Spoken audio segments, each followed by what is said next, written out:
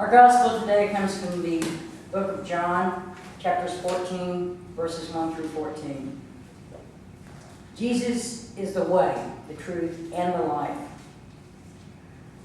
Let your hearts not be troubled. Believe in God, believe also in me. In the house of God, my Father and Mother, are many rooms. If it were not so, would I have told you that I go to prepare a place for you? And when I go and prepare a place for you, I will come again and will take you to myself, and where I am, you may also be. And you know the way where I am going. Thomas said to Jesus, Sovereign, we do not know where you are going. How can we know the way? Jesus said to Thomas, I am the way and the truth and the life. No one comes to God but by me. If you had known me, you would have known God. Also henceforth, you know God and have seen God. Philip said to Jesus, Sovereign, show us God, and we shall be satisfied. Jesus replied, Have I been with you so long, and yet you do not know me, Philip? Whoever has seen me has seen God. How can you say, Show us God? Do you not believe that I am in God and God in me? The words that I say to you, I do not speak on my own authority, but God who dwells in me does God's work. Believe me that I am in God and God in me, or else believe me for the sake of the works themselves. Truly I say to you, all of you who believe in me will also do the works that I do, and greater works than these will they do, because I go to God. Whatever you ask in my name, I will do it, that God, the Father and Mother, may be glorified in the child of God. If you ask anything in my name, I will do it. May God add understanding to this reading of the gospel. You may be seated.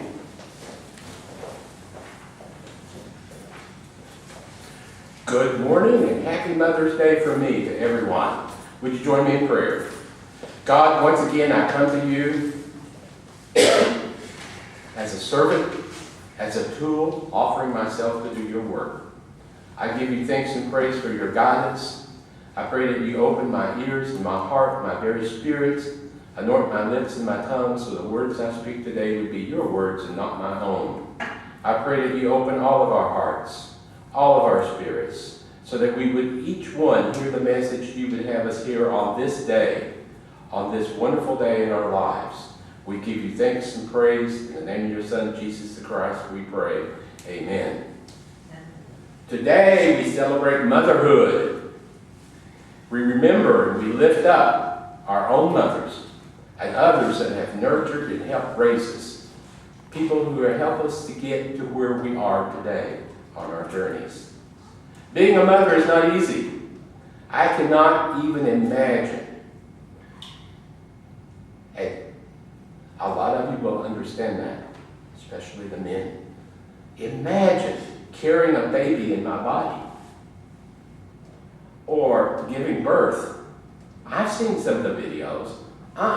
That's not for me. It is not possible for some of us to imagine what that experience is like. But I have experienced motherhood in the fact that I had a great mother, much wiser and kind than any person I have ever known. The way my mother used to sit down with me and show me and teach me many things about life. A lot of the advice she gave me I cannot share with you in a church service. I might be happy to share with you after service is over. But she told me many, many things. And as a young little boy, probably the only one that had shorts on riding the horse, she told me over and over and over again, Roy, go to school, make good grades, graduate, and go to college, and get out of here. She always told me that. She knew something much more than I knew about who I was and where I was going. She gave me much advice on the direction in my life. I give thanks for my mother, who, but for the times that she was raised in and the circumstances around her, would have probably been one of those wild activist women, like a wild lesbian out there, protesting, marching, doing things, because she was that kind of person. A lot of our mothers are that way. She was always full of compassion and wisdom and willing to give it out when it was needed. Today, I would like for us to celebrate all mothers in the world.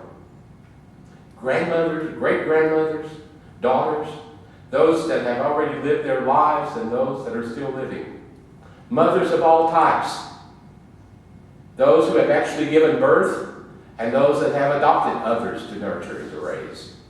Those of all abilities and sizes and races and genders. I've had several mothers in my life.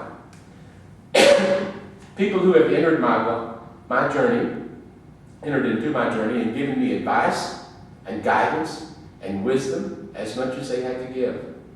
Those who have had the patience with me and the understanding and compassion for me, and for all those people that entered into their lives. When I first taught school, fresh out of college, and you know, at no time in your life do you think you've got everything accomplished when you graduate. I went to teach in a junior high school in Ponca City, Oklahoma. Not the most liberal center of America, especially back in 1971. My first day I went to school, the first 2 or 3 days was like teacher prepare day. You go clean your room and take down the signs and stuff from last year. Well, it was my first year, so I didn't have much to do. I counted my textbooks to make sure I had the right number several times. And the rest of the time, I just kind of sat there, waiting for school to begin 2 days later.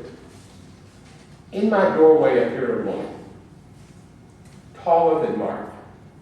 Plus, she had a beehive hairdo. It had at least 1 can of Aquanet in it. I mean, it was pile high. Makeup, big earrings. She darkened the doorway, kind of, with her hands on her hips. And I looked up and said, "Hi." I thought, who is this woman? She said, "Hi, I'm Jimmy Smith." That's Jimmy with an I-E at the end. She said, "I teach next door to you, and I'm here to tell you everything you're going to need to know." And she did. She was a great help that first year. I learned a lot about junior high kids, enough to know I did not want to teach junior high anymore. Then I had another mother that appeared in my life.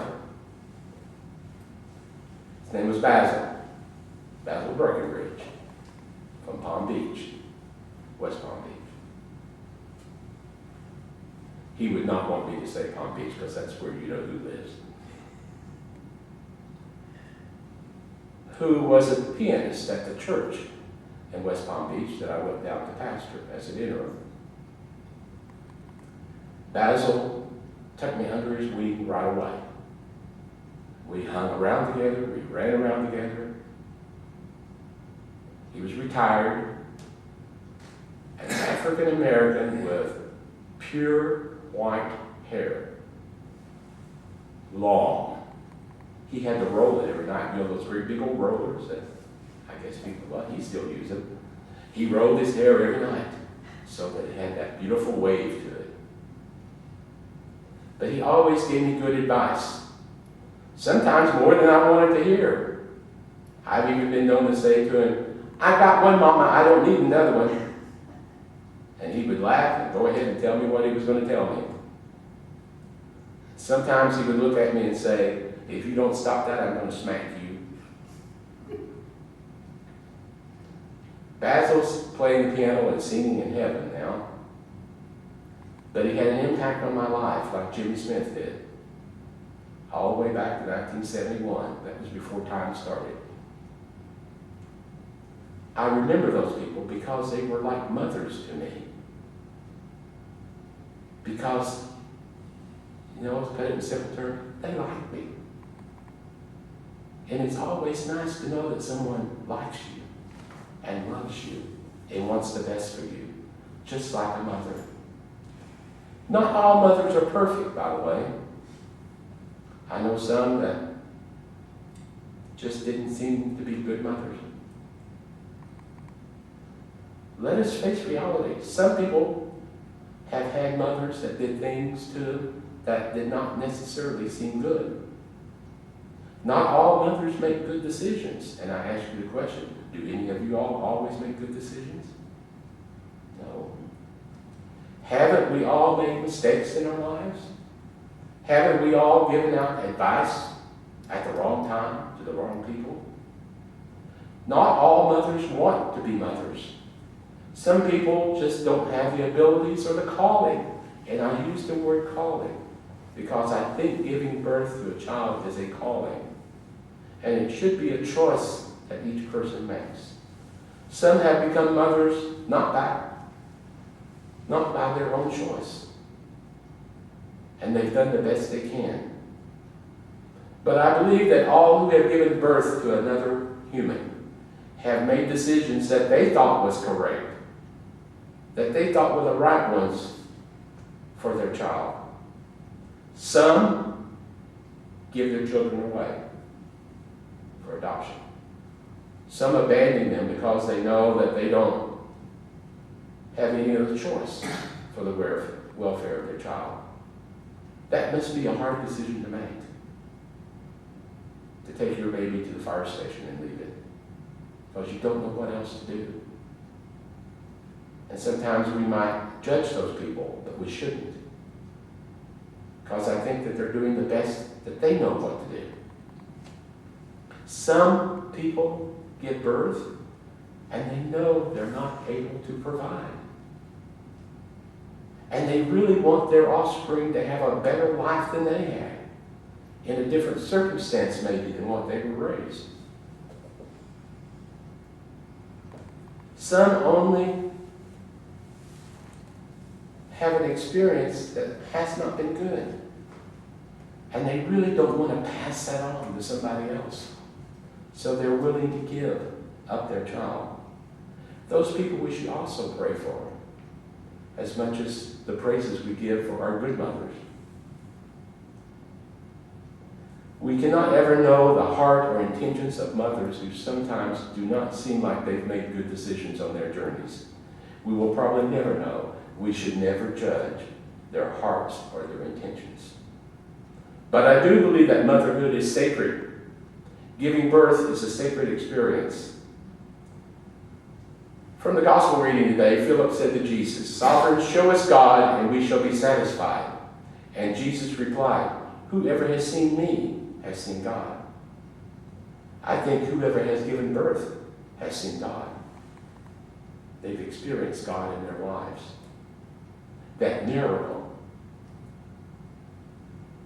something we really don't understand at times. Or maybe we never understand. We know all the physical things that make it happen. But for that spirit to be born into the world and to be part of that, it's a sacred experience.